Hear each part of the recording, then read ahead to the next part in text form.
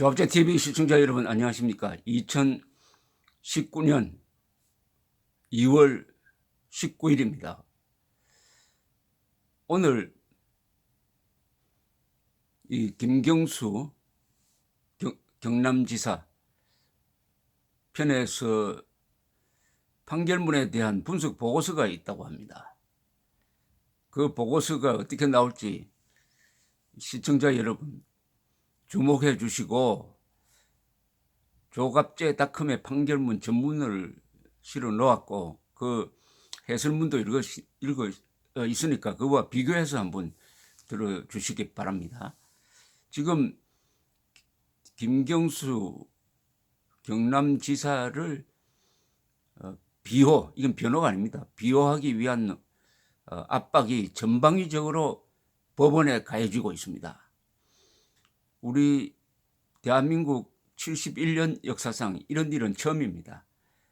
여당이 앞장서고 더구나 대법원장이 사실상 묵인하는 가운데 특정한 판결 하나를 가지고 판사를 겁주고 그리고 지속적으로 바깥 외부 단체까지 동원해가지고 판사를 긴급 체포해가지고 구속하라느니 하는 이런 프래카드를 들고서 압박을 하는데 법원 안에서는 전혀 반응이 없고 법관회의도 회의조차 소집하지 않고 성명서 하나 나오지 않고 대법원장은 지금까지 침묵을 하고 있습니다. 가공할 사태입니다. 이 문재인 정권이 사법부의 독립을 근본적으로 훼손해가지고 자기 입맛에 맞는 판결을 내리는 그런 전통을 심겠다는 거죠. 그러니까 지금까지 헌법과 법률에 따라서 양심 그리고 독립적으로 판결해온 대충 그 방향으로 판결해온 대한민국의 사법부의 전통을 바꾸겠다는 겁니다. 어떤 식으로 바꾸겠느냐. 계급적 재판을 하라는 뜻이죠. 계급적. 집권 세력 편에 대해서는 잘 봐줘야 된다. 집권 세력이 찍은 세력에 대해서는 가혹한 판결을 해야 된다. 돈 한 푼 받은 적이 없는 박근혜 전 대통령에 대해서는 징역 33년 그리고 어마어마한 규모의 댓글 조작을 통해서 사실상 부정선거에 공을 세운 김경수는 무죄로 이렇게 지금 지령을 내리고 있는 것하고 마찬가지입니다. 그런 암시를 지속적으로 주고 있습니다. 지금 김경수 이 사건의 판결문을 읽어보면은 사실은 징역 2년도 가벼운 겁니다. 성창호 재판장이 좀 봐주었다는 생각까지 듭니다. 이것은 최고형을 때려야 돼요. 최고형은 7년 넘습니다. 최고형을 때렸어야 합니다. 여기에 대해서 사법부가 저항을 하지 않는다는 것은 더 국민들을 실망시키는데 이제 항소심 2심 재판이 열릴 텐데 2심 재판장은 형량을 높여가지고 징역 4년 5년 때려야 된다고 생각을 합니다. 그렇게 해야 사법부가 이렇습니다. 그렇게 해야 외부 압박을 아무리 해도 사법부는 흔들리지 않는다. 사법부는 말은 하지 않는다. 그러나 판결로서 말한다. 이런 모습을 보여주어야 이 사법부가 살 것입니다. 지금 일어나고 있는 이 사법부에 대한 이 압박은 이건 사법농단, 이게 진짜 사법농단인데 여기에 관계한 사람들이 정권이 바뀌면은 어떻게 될 것이냐. 블랙리스트 하다가 박근혜 정부 때의 블랙리스트와는 차원이 다른 블랙리스트를 환경부에서 만들었다는 것이 밝혀졌는데 이게 앞으로 어떻게 될 것이냐. 결국 문재인 정권이 이런 식으로 지금 압박을 하고 내년 총선을 겨냥을 해가지고 지금부터 돈을 쓰고 정책을 펴서 선심을 쓰고 드디어 부산에 가서는 이미 확정된 신공항 문제를 다시 들고 일어나고 하는 게 지난 약 2년 동안 저지른 과오가 너무나 엄청나기 때문에 정권이 바뀌면은 우리도 당한다, 우리도 감옥에 간다 하는 그런 절박감이 있기 때문이라고 저는 봅니다. 이 김경수 경남지사 대한 판결문을 읽어보면은 이건 성창호 재판장이 이 범죄는 대단히 죄질이 불량하다라고 하면서 선고 형량을 정할 때는 상당히 낮춰서 했다는 것을 알 수가 있습니다. 이 선고형의 결정이라는 부분이 있는데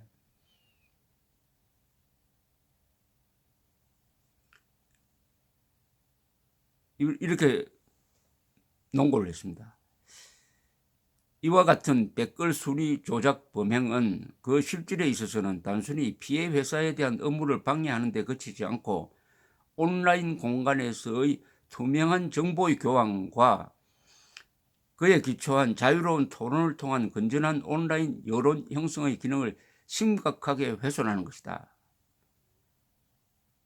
더 나아가 이 사건 댓글 순위 조작 범행은 2017년 대선과 2018년 지방선거 등 국민이 직접 그 대표를 선출하기 위하여 의사를 표출하는 선거의 국면에서 특정한 정당이나 그 정당의 후보자에게 유리한 방향으로 여론을 유도하기 위하여 유권자의 진정한 의사가 아닌 기계적 방법에 의해서 왜곡된 온라인 여론을 형성하려 한 것이라는 점에서 더욱 그 위법성의 정도가 중대하다고 할 것이다. 즉 문재인 대통령 후보를 당선시키기 위하여 중대한 범죄, 부정을 저질렀다는 거죠. 부정선거라는 거죠. 쉽게 말하면 부정선거라는 거죠. 이는 사건 범행 당시 피고인은 국민의 대표로 선출된 현직 국회의원이었습니다. 김경수 경남지사가 당시에는 국민의 뜻을 겸허히 존중하면서 혹여라도 부정한 방법으로 여론을 왜곡하려는 그 어떤 시도에 대하여도 단호히 이를 배격하여야 하는 위치에 있었다. 그럼에도 피고인은 김동원이 이끄는 경공모라는 조직이 피고인이 속한 정당과 그 후보를 지지하고 지원하는 방법으로 피고인이 원하는 유리한 여론 형성 등을 도와주고 이를 통하여 피고인으로부터 자신들이 추구하는 재벌 해체 등을 통한 경제 민주화를 달성하는 데 도움을 받고자 한다는 사정을 잘 알면서도 김동원과 공모하여 킹크랩 프로그램을 이용한 온라인 여론 조작 행위를 승인하고 그 범행에 가담함으로써 김동원으로 하여금 기계적인 방법에 의한 온라인 여론 조작에 나아가게 하고 이를 통하여 2017년 대선에서 피고인이 원하는 방향으로 여론을 주도하는 데 상당한 도움을 얻게 되었다. 여기서 더 죄질이 불량하던 이유가 바로 이거죠. 재벌 해체 등을 통한 경제 민주화를 달성한다는 경공모는 재벌급 대기업 몇 개를 적대적 M&A 방식으로 인수하는 공작을 폈고 여기에 도움을 받으려고 문재인 후보의 연설문에도 그런 대목이 들어가도록 김경수를 통해서 작용한 사실이 이번에 또 밝혀졌습니다. 또 그런 적대적 M&A를 하려면 자금이 필요하니까 자금 동원을 위해서 오사카 총영사 자리를 원했고 그것을 김경수 씨가 들어주지 않으니까 그때부터 분란이 일어나서 이 사건으로 커지는 단초가 된 것. 이런 배경을 생각하면 더구나 2018년 6월 지방선거 때도 같은 수법으로 할 계획을 꾸미고 있었다는 것을 생각을 하면은 이 범행은 지속형 범죄입니다. 그리고 그 대가 관계가 매우 큽니다. 대가가 커요. 이렇게 도와준 걸로 해가지고 약 8만 건에 대한 댓글을 달아서 순위 조작을 한 게 한 클릭 수가 1억에 도달하고 그 다음에 지속적이었고 그것을 대가로서 기업 몇 개를 접수하겠다는 것이었으니까 이것은 거의 보면은 국사범이죠. 국사범.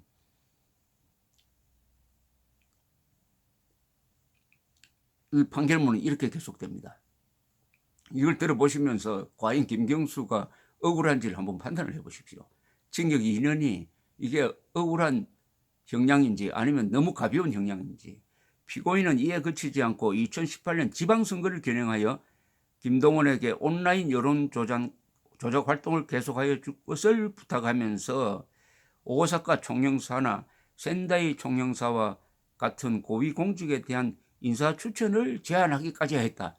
이제 자리까지 하나 주면서 제의하면서 이 자리 줄 테니까 2018년에도 부정선거 더 해달라고 했다는 거 아닙니까? 부정선거 운동을 해달라고. 그러면 이게 징역 2년으로 되겠습니까, 이거?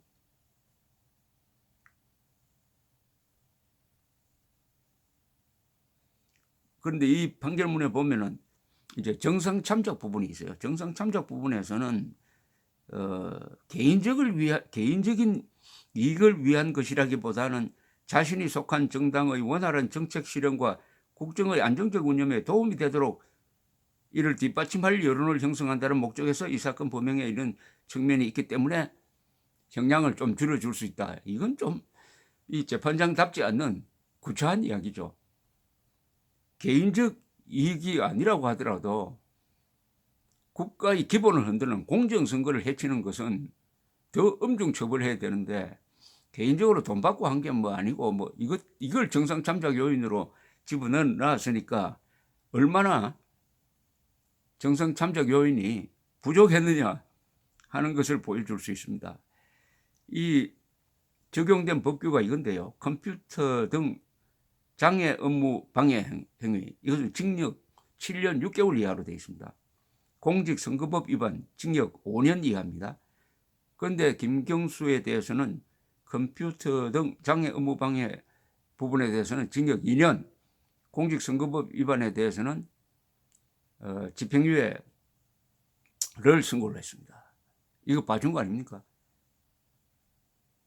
오히려 낮은 거 아닙니까? 그런데 지금 이렇게 봐준 판결인데도 들고 일어나가지고 성창호 재판장을 긴급 체포해가지고 구속하라는 이런 소동을 벌이고 있습니다.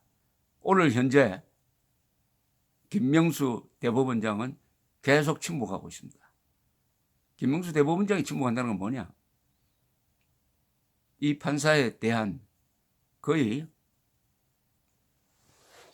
정신적 테러 수준의 압박에 자신도 동조한다는 겁니다. 이것은 선과 악의 문제입니다. 그러니까 중립이 없어요. 여기서 침묵하고 있다는 것은 동조한다는 뜻입니다. 따라서 이 사건은 집권 세력과 대법원장이 공모해가지고 사법부의 독립을 흔들고 재판장을 위협하는 국헌 문란 사건이라고 저는 규정합니다. 감사합니다.